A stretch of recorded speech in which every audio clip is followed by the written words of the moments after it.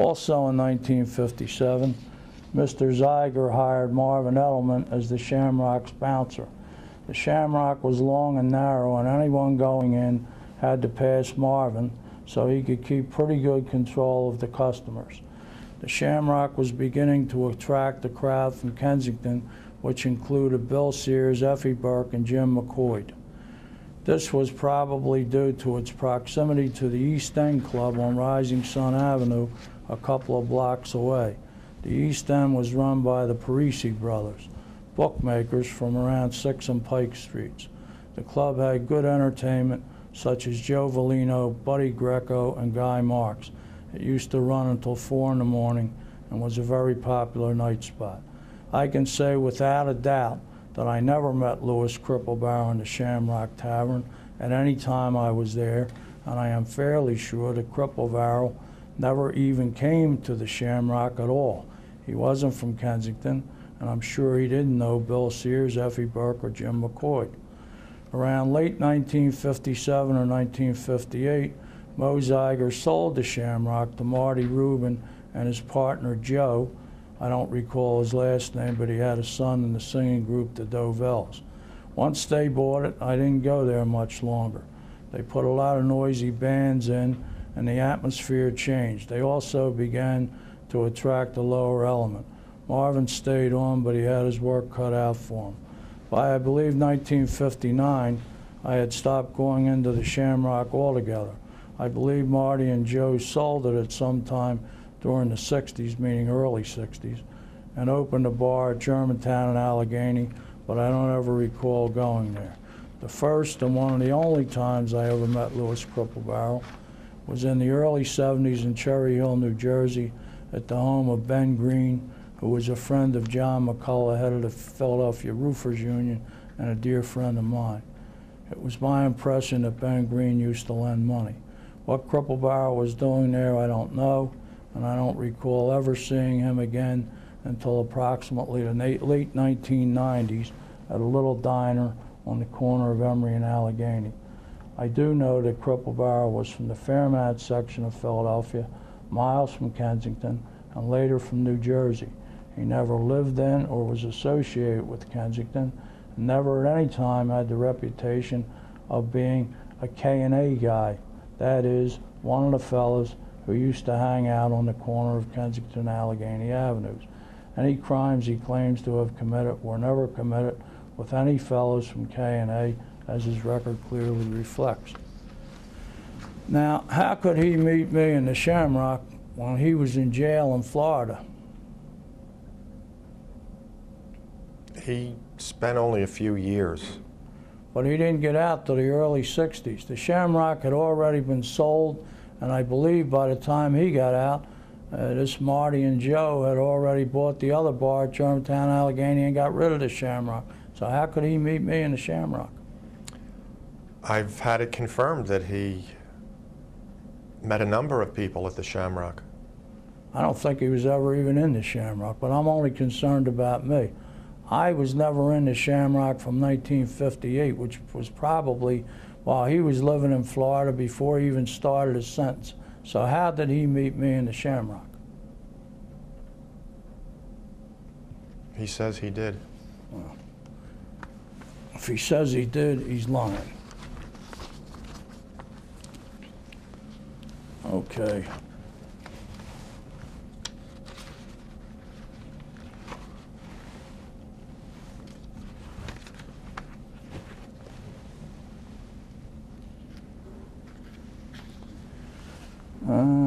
Page 67 is crew chief stuff we're going to go into later. Okay, now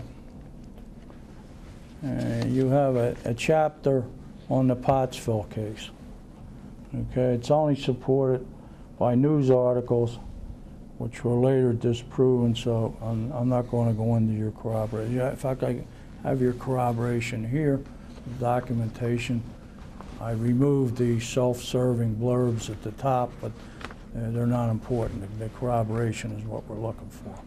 And on this Pottsville, we have all, well, I've also don't intend to accept any interviews with dead guys with no witnesses and no signed statements and no recordings. So George Smith, Herb Rhodes, and fellas like that who are dead, and you don't have any proof other than your word that they said these things. The Pottsville case, Captain Clarence Ferguson, you had recently planned to write a book about him, didn't you? Correct. Okay, just bottom line, after all you've learned about him, the case, anything else, what's your final opinion of Captain Ferguson? Very interesting, provocative character who was book-worthy. You think he was a grafter? I think he took money from various individuals. So he was taking graft? On occasion. Okay. And how did you come to think that? Through research, or Herbie Rhodes told you, or what? Herbie Rhodes probably would have been offended by that, but... Why didn't give Herbie Rhodes any of the money he was taking? Herbie Rhodes had a great deal of affection for Ferguson, but in talking with many other individuals, both criminal and law enforcement, it is my belief that he crossed the line himself on numerous occasions. So would you say that he was trying to generate largely publicized cases where he didn't make any money on one hand, and taking graft with the other hand, and one would hide the other, and also, leave that, I'll ask the next question, Nick. Would you say that? I would say there are instances of both, but I don't think it worked in every situation. I think there were occasions where he was a hard-working, honest law enforcement officer, and there are other occasions when he crossed the line and he shook down bookmakers and drug dealers and those selling alcohol or burglars. He was a criminal on occasion. How could you tell when he was a good cop and a grafter? How could you tell which hat he was wearing that day? Was that a different color? Well, I wasn't around. I couldn't tell you at the time. And some of his men, like Herbie Rhodes, were just young kids at the time, and he had them hoodwinked. They weren't aware of his other activities. Is that what you would say?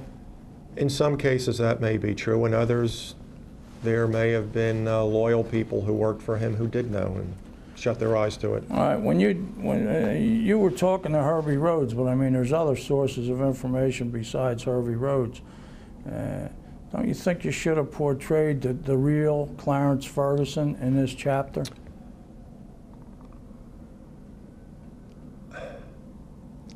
No, because he was only a character in one chapter.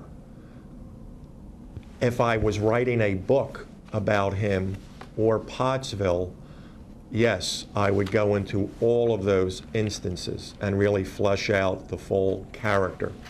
But in a 20-page chapter, I'm trying to move the story along and not spend too much time with any one individual, because it was not the centerpiece of my story. But look, your chapter, regardless of your own motives, your chapter is saying things about people which could ruin their lives, cause them all kinds of trouble, and the reader should be entitled to know that Captain Ferguson wasn't a straight cop. Now you say, by the time of Pottsville, Clarence Ferguson was in his 60s and had over 4 decades on the police force and was a law enforcement institution in the city of brotherly love. Sounds like he's J. Edgar Hoover, not a grafter, but he was a grafter. I mean, this information was available. I'm going to mark these now.